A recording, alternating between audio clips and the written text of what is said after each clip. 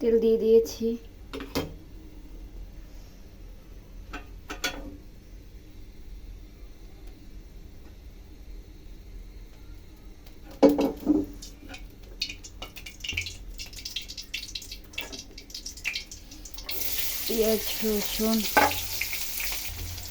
পেঁয়াজ রসুন দিয়ে দিলাম, সাথে কুচি কুচি করে আলু নিয়েছিলাম, এটা দিয়ে দিলাম।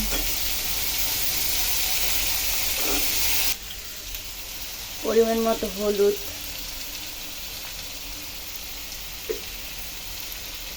পরিমাণ মতো মরিচ, পরিমাণ মতো লবণ দিয়ে দিলাম। হালকা করে নেব। আলুটা ভেজে নিলে বেশি ভালো লাগে আমার কাছে। এটা ভাজা ভাজা হয়ে যাবে, এক কাজে দুই কাজ, মশলাটাও গায়ে ভিতরে ঢুকবে। আমি কারোর নিয়ম ফলো করি না, বাট আমি নিয়ম তৈরি করে নিজের মতো রান্না করতে পছন্দ করি, এবং আলহামদুলিল্লাহ মাশাআল্লাহ অনেক ভালো হয়। হালকা কিছুক্ষণ ভেজে নিয়েছি, এখন দিয়ে দেব হালকা একটু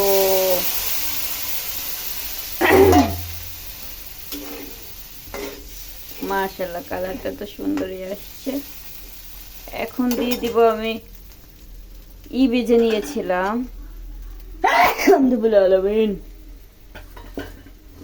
কি বলে এটাকে, কি জানি ডালের নাম আমি মনে নাই, যদিও এটা ভেজে নিয়েছিলাম আগেই। দিয়ে আপনাদের সাথে আবার দিয়ে আপনাদের সাথে কথা হবে। দিয়ে দিলাম, চুলাটা লো হিটে ছিল, বাড়াই দিলাম।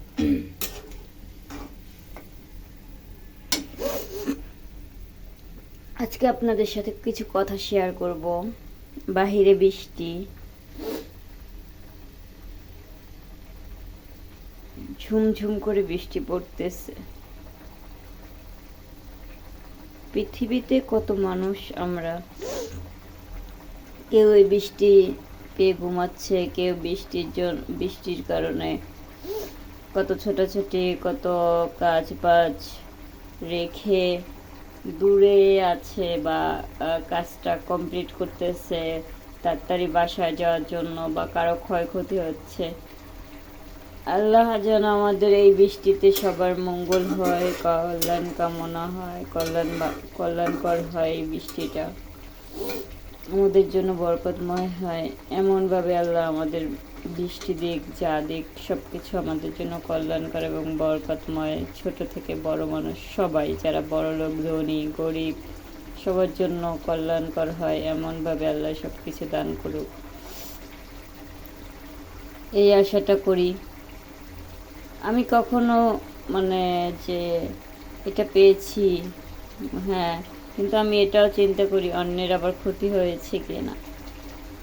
আমি সবসময় নিজের সাথে অন্যেরটা বিবেচনা করতে পছন্দ করি।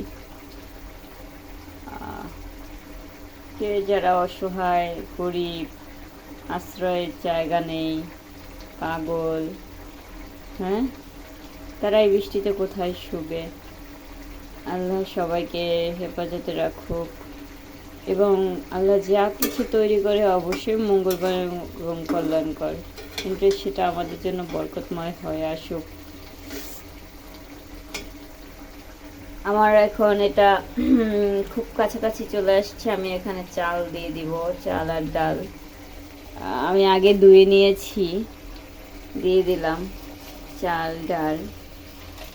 বেশি হবে কিনা জানি না, বেশি হলে এটা আমি কালকে সারাদিন চালিয়ে দিব। এটা সম্পূর্ণ এখন সুন্দর করে মিক্সড করে দিব।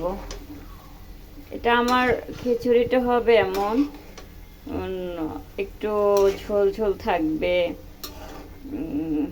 মাশাআল্লাহ, কি বলে এটাকে, একটু একেবারে শুকনো হবে না, একেবারে জর্জরেও হবে না, একবারে আপনার ঝোলও হবে না, মিডিয়াম, যাতে আমি খেয়ে ভালো লাগে, মাশাআল্লাহ ভালো লাগে আমার আর কি পছন্দ, একটু মাখা মাখা, একটু সফট। হ্যাঁ, তার জন্য আমি এটা আগে দিয়ে দিলাম। এটা হোক। আর যা বলছিলাম, এটাকে আমি ডিম ভাজি দিয়ে বেগুন ভাজি দিয়ে খাবো ইনশাল্লাহ, আশা আছে। আল্লাহ অনেক সময় মুখের কাছে খাবার নিয়ে এনেও ওটা কেড়ে নেয়। আল্লাহ আমাকে সবকিছু বরকতময় করুক, বরকতময় দান করুক, এই দোয়া আমার জন্য সবাই করবেন। আশা করি সবাই ভালো আছেন, সুস্থ আছেন, সুস্থ থাকার চেষ্টা করবেন, সবাই পানি ফুটিয়ে খাওয়ার চেষ্টা করবেন। ঢাকা শহর যারা সাপ্লাই পানি খান, বা কারণ টাইফয়েড জ্বর বেশিরভাগ পানির কারণে হয়, পানির ব্যাকটেরিয়া, এই কারণে টাইফয়েড জ্বর হয়। যাদের ঘরে বাচ্চা আছে, বাচ্চা কাচ্চা আছে, পানি ফুটিয়ে তারপর গোসল করা, বা পানি না ফুটাতে পারলে হালকা স্যাভলন দিয়ে নেবেন, রুম টুম স্যাভলন দিয়ে মুছে নেবেন। হ্যাঁ, আমি এখন চুলাটা একটু লো হিটে করে দেব, যাতে এটা সুন্দর করে ভাজা ভাজা হোক।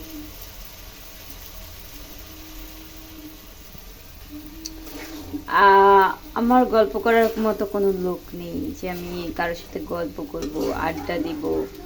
বলতে পারেন এটা হয়তো বা মিথ্যে, বা আসলে আমার গল্প করার মতো লোক নেই, বা বানাতে চাই না, এটা একান্তই আমার।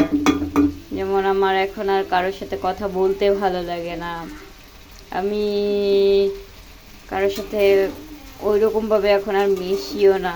কাজ করি, জব করি, জব করে চলে এসে নিজের মতো রান্না করে খাওয়া দাওয়া করে নিজের কাজ করে আবার আলহামদুলিল্লাহ ঘুম দিই। এটাই এখন আমার লাইফ স্টাইল, বা কি বলে, লাইফ স্টাইলে বলে জীবন।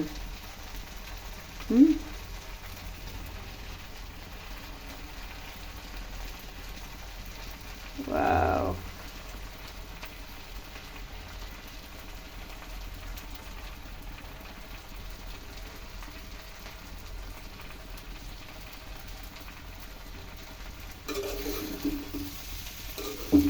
তার জন্য আমি ভাবতেছি এখন থেকে এরকম আমি টুকটাক রান্না বান্না করলে সেই রান্নাটা ভিডিও করব, সাথে আপনাদের সাথে কথা বলবো। ঠিক আছে, আমি ঝোলটা দিয়েই দিলাম, কারণ এটা লেগে যাচ্ছে, সো ঝোলটা দিয়ে দিলাম। কালারটা সুন্দর আসছে। আমি আগুনের চুলাটাও মানে হিট বাড়াই দিলাম, কারণ এটা পানিটা তাড়াতাড়ি গরম হয়ে আসুক। অনেক সময় এটাকে আপনারা আগে পানিটা গরম করে নিলে ভালো হয়, কারণ এটা গরম থাকলে গরম দেওয়া লাগে না, এমনিতেই গরম হয়ে যায়। হ্যাঁ, আর আমি তো এটা পানিটা আগে গরম করে নিইনি, এই জন্য একটু লেট হবে। তো গরম হোক, আর সব কিছু গুছিয়ে ফেলি। আর পাশের বাসায় খুকু